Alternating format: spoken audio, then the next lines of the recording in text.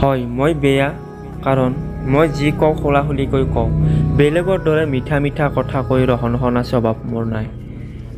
কোনোবাই তোমাক লৈ হিংসা কৰিলে কৰিব দিবা, কাৰণ তোমাৰ গুণ আছে বাবেই সেইজনে তোমাক হিংসা কৰিছে।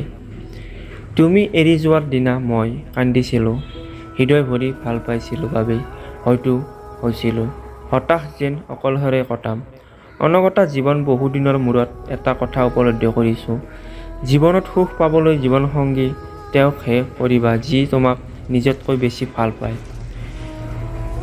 আজিকালি মানুহক বুজিব পৰা সত্যই অসম্ভৱ, কাৰণ কোনে সত্য কথা কৈছে আৰু কোনে অভিনয় কৰিছে বুজা সত্যই কঠিন।